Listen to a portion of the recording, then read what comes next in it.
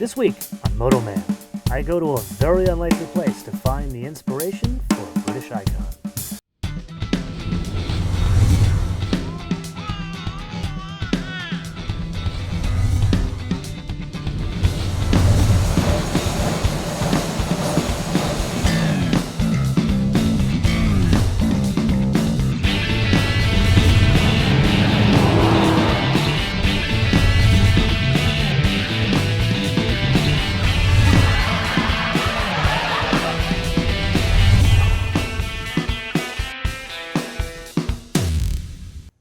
What do you do when you're given the keys to a 40-year-old storied franchise and told, bring it into the future? A challenge like this takes a special kind of guy. I went to a highly unlikely place to find the car guy charged with this awesome responsibility.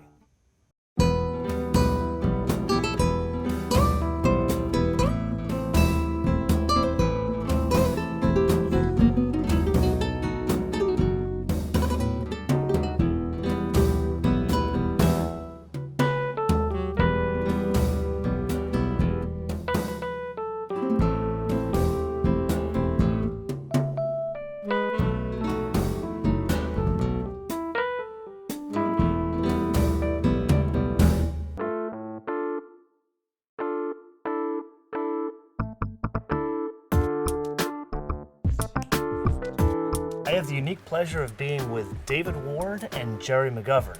They're both unique creative types in that David Ward is the head cutter of Norton & Sons, a bespoke tailor on Savile Row in London, and Gerry McGovern is the design director of Land Rover and Range Rover. Welcome to the show, guys. Thank you. Thank you very much.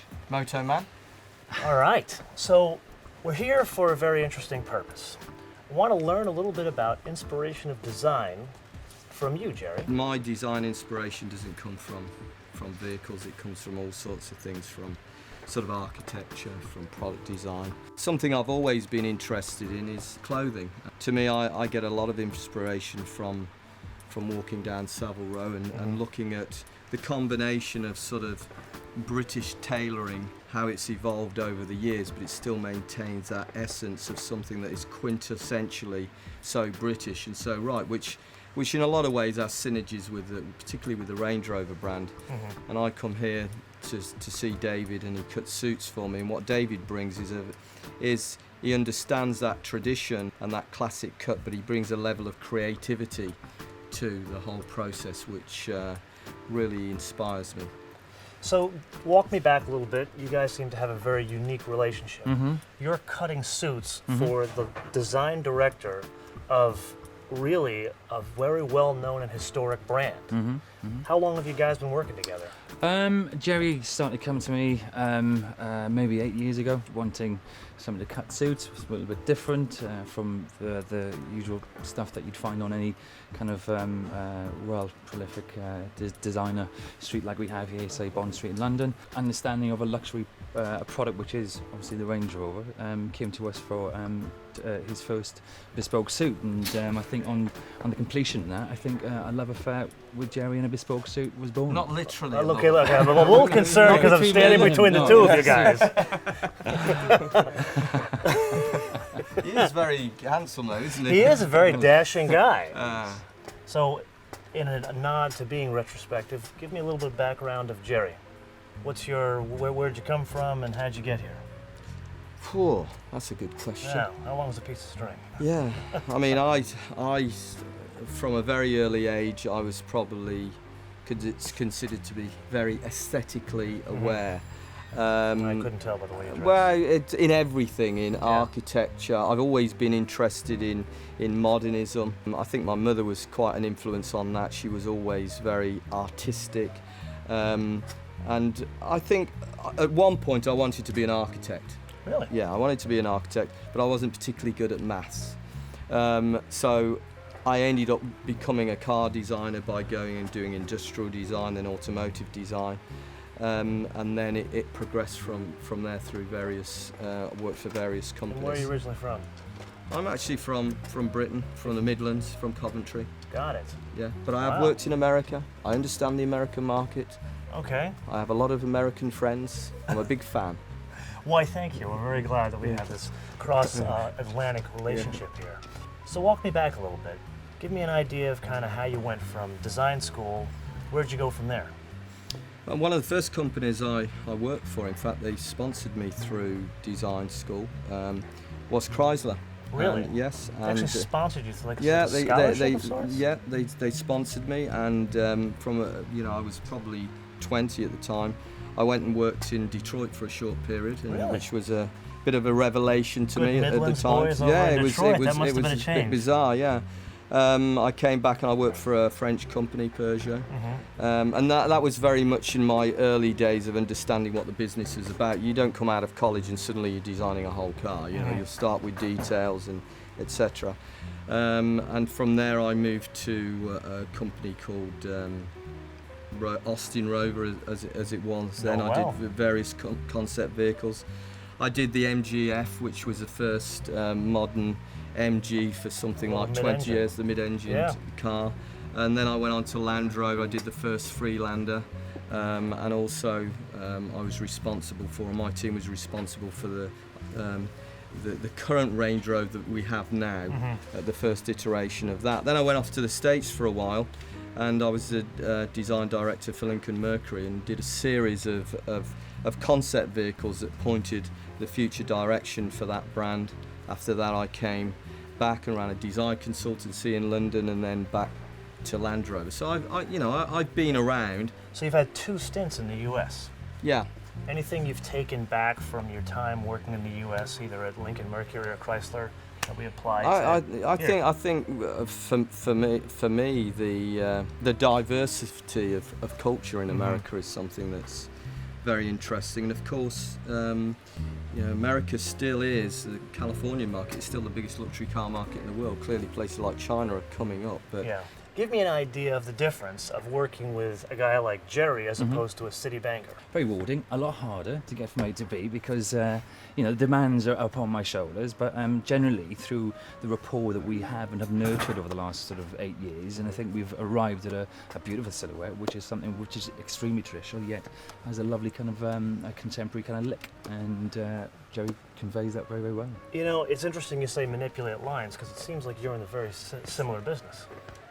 Is that the case? Absolutely. I mean, there are parallels when you're designing a vehicle, or a group of vehicles. First of all, you need to understand the customer, but when you're designing, you start with the overall fundamental proportions. You get that right, and then you go pare down and you go into all the details. So there's a direct parallel there. I think the other parallel is that, Range Rover, for example, has evolved over time from quite a unique silhouette, and it's become more and more sophisticated over time, and as a consequence it's gained iconic design status. And I suppose in a similar way, a West End, a Savile Row cut suit has evolved over time. You can still see the DNA from what it would have been back so many years ago, in the same way that you can see the DNA from a Range Rover 40 years ago, but now it's tailored in a more sophisticated way. It's evolved. So there's some parallels there. And when we're working together, when David's making a suit for me, it's a bit like modelling a car. I'm saying, well, I'd like that shoulder cut in a little bit more, and maybe like it a bit more cut in at the waist, so it accentuates the waist and the flare to give you that sort of very distinctive cut. So there's even at the back, you see it pulling at the back. It's similar to sculpting a vehicle. So when you're talking about sculpting a vehicle, you have a very unique remit in that you're the design director of Land Rover and Range Rover. These are iconic vehicles that people really have a very clear idea of what they are.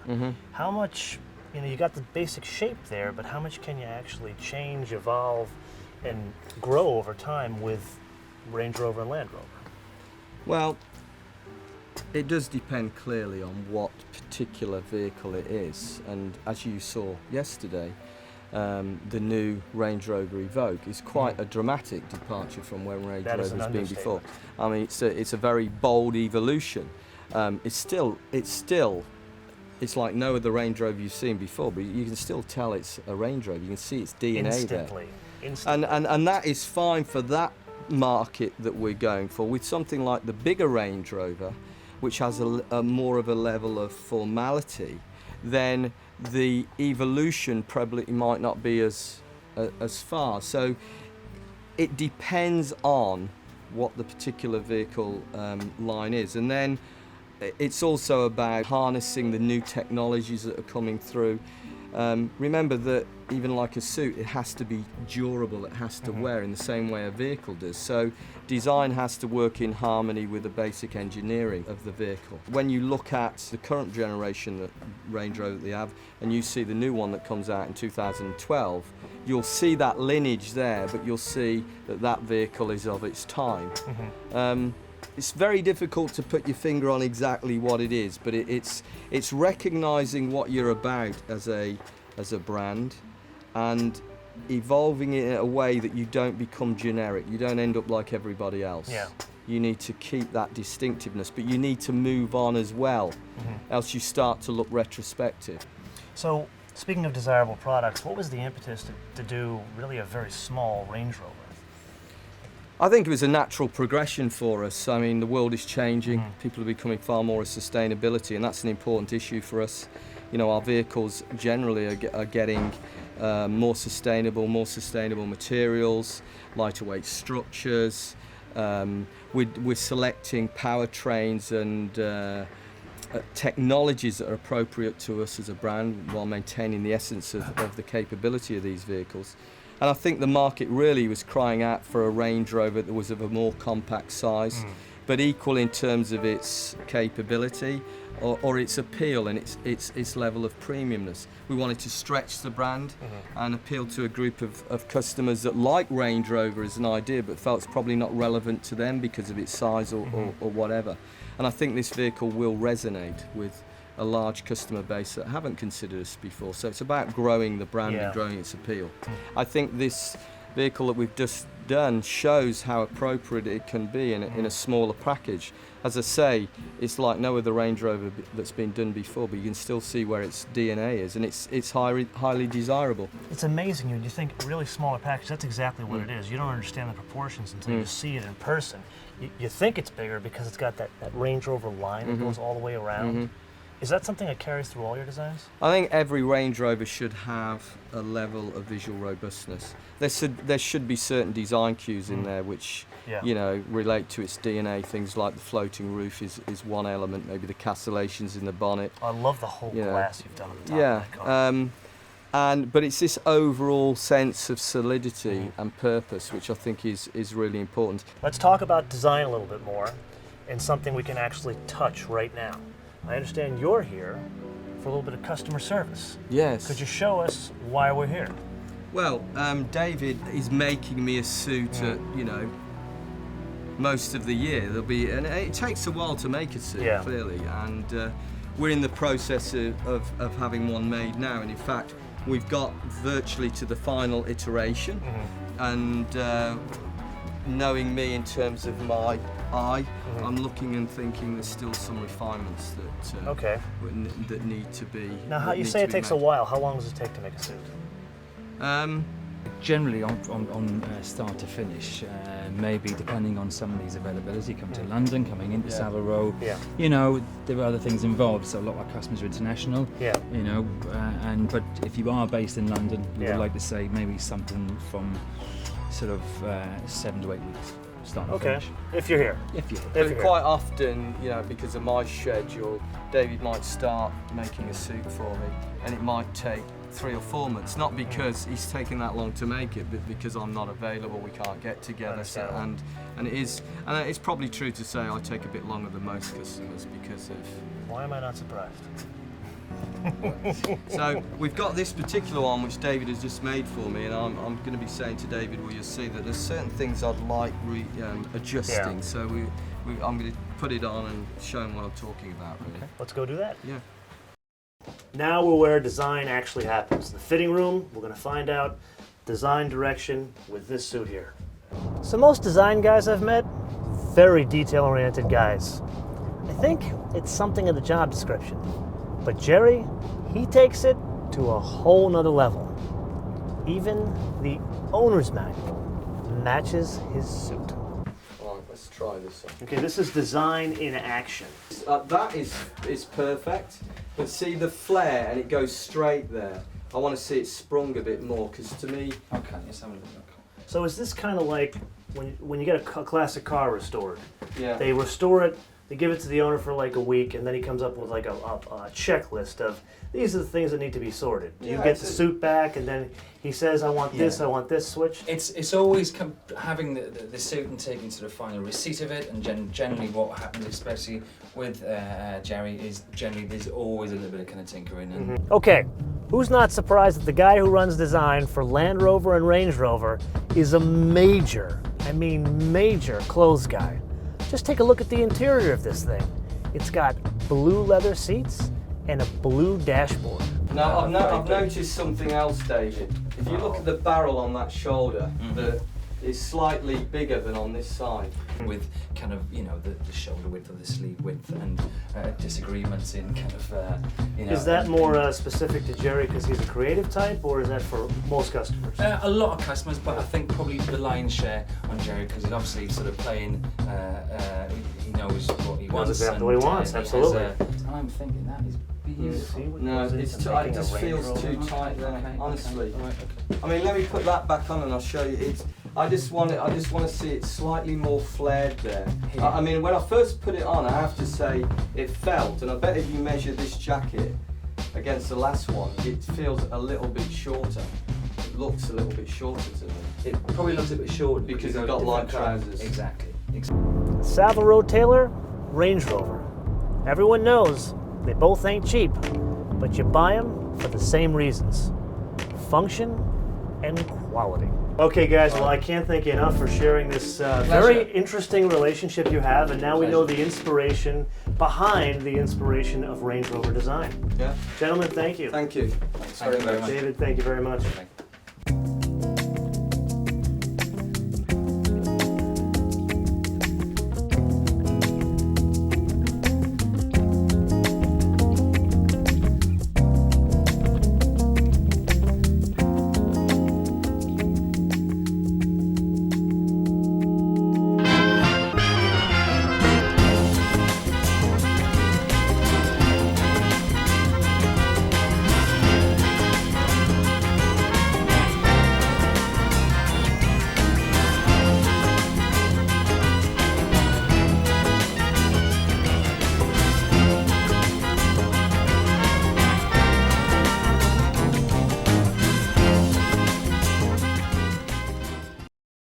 Gerry is definitely a different kind of car guy, but what was interesting about my time with him was where he gets his inspiration. I've met other car designers that get their inspiration from older cars, airplanes, even sharks. But Gerry, he gets his inspiration from mid-century architecture and clothing. That's why his interpretation of the future of Range Rover is the Evoque. Certainly one hell of a celebration of 40 years. This guy, I'm sure you have one of these. This guy is a Tom a complete brat.